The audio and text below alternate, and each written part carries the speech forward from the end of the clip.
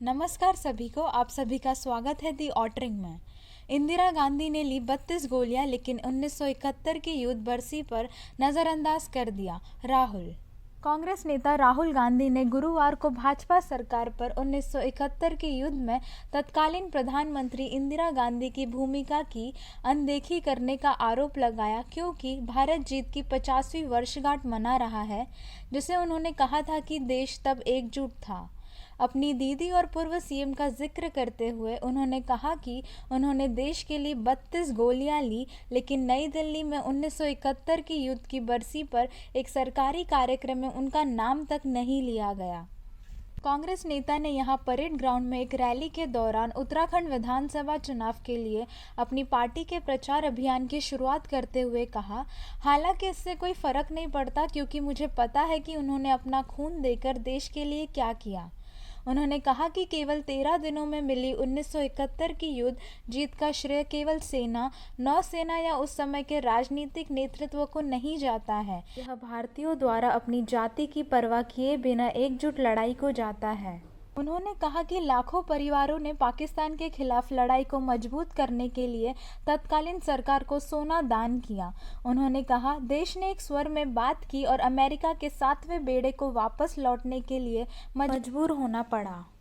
आमतौर पर पूर्ण पैमाने के युद्धों को समाप्त होने में वर्षों लग जाते हैं, लेकिन भारत ने 1971 की युद्ध को 13 दिनों में जीत लिया, क्योंकि यह एक स्वर में बोलता था। कांग्रेस नेता ने कहा कि हेलीकॉप्टर और लड़ाकू विमान किसी देश को मजबूत नहीं करते हैं। उन्होंने कहा, एक देश तब मजबूत होता है जब उसके लोग मजबूत होते हैं।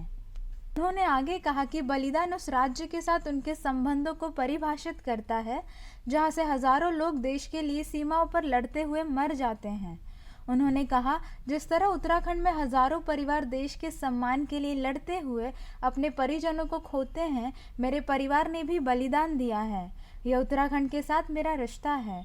कांग्रेस नेता ने कहा कि देहरादून की यात्रा के दौरान वो सोच रहे थे कि उनका उत्तराखंड से कैसा रिश्ता है। मैंने यहाँ दून स्कूल के छात्र के रूप में बिताए कुछ वर्षों के बारे में सोचा, जिसके दौरान मुझे आपका बहुत प्यार मिला। मुझे 2 तारीखें भी याद आई, 31 अक्टूबर जब मेरी दीदी शहीद हो गई और 21 मई जब मेरे पिता की हत्या हुई थी, और जिस शब्द से मुझे मारा वह बलिदान था। राहुल गांधी ने कहा कि वह स्कूल में थे जब उन्हें बताया गया कि उनकी दीदी को 32 गोलियां लगी है।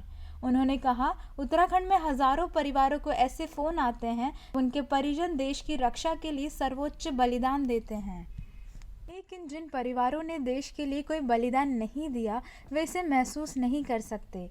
वे महसूस नहीं कर सकते कि पिता या चाचा को खोने का क्या मतलब है, कांग्रेस नेता ने कहा। उन्होंने प्रधानमंत्री नरेंद्र मोदी पर भी हमला किया, आरोप लगाया कि विमुद्रीकरण और जीएसटी पूंजीपतियों के उपकरण थे। नेता ने कहा, इसे मुझसे ले लो, इस देश के युवाओं को नई दिल्ली में भाजपा सरकार के जाने तक नौकरी नहीं मिलेगी। राहुल गांधी ने दावा किया कि नोटबंदी और जीएसटी जैसे उपायों ने छोटे और मझोले कारोबारियों को बर्बाद कर दिया। बढ़ती महंगाई पर उन्होंने कहा कि अंतर्राष्ट्रीय बाजार में पेट्रोल और डीजल की कीमतों में गिरावट आई है, लेकिन देश में ईंधन पर सबसे ज्यादा टैक्स लगने से यह अभूतपूर्व तरीके से बढ़ गया है। उन्होंने पीएम पर लोगों की जेब से 10 लाख करोड़ रुपए निकालने और उन्हें सीधे उनकी मार्केटिंग करने वाले अरबपति पूंजीपतियों की जेब में स्थानांतरित करने का आरोप लगाया। उन्होंने कहा कि केंद्र के कृषि कानूनों का उद्देश्य किसानों को खत्म करना और पूंजीपतियों को मदद करना है।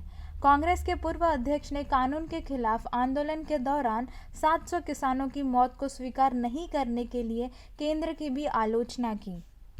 उन्होंने कहा, प्रधानमंत्री ने कृषि कानूनों के लिए किसानों से माफ़ी मांगी है, जिन्हें किसानों के निरंतर आंदोलन के बाद वापस ले लिया गया था, लेकिन उनकी मृत्यु को स्वीकार नहीं किया और मुआवजा देने से इनकार कर रहे हैं। उन्होंने कहा, राहुल ने कहा कि अगर कांग्रेस सत्ता में आती है तो वह किसानों और बेरोजगार युवाओं के हितों की रक्षा करेगी। 1971 के युद्ध के नायकों, सेना के दिग्गजों और देश के लिए लड़ते हुए अपने परिजनों को खोने वाले परिवारों को कांग्रेस नेता द्वारा सम्मान के एक संकेत के रूप में एक स्मृति चिन्ह और एक शॉल की पेशकश की गई। जिन्होंने रैली में उनके साथ मंच साझा किया, सबसे पहले उनके द्वारा आगे राज्य में अगले साल होने वाले विधानसभा चुनाव के लिए। परेड ग्राउंड में कांग्रेस की रैली पीएम मोदी द्वारा कार्यक्रम स्थल पर रैली करने के कुछ दिनों बाद हुई। अगर आपको ये वीडियो पसंद आई है तो लाइक, शेयर और कमेंट ज़रूर कीजिए और ऐसी और वीडियोस देखने के लिए दी ऑटरिंग को सब्सक्राइब करें।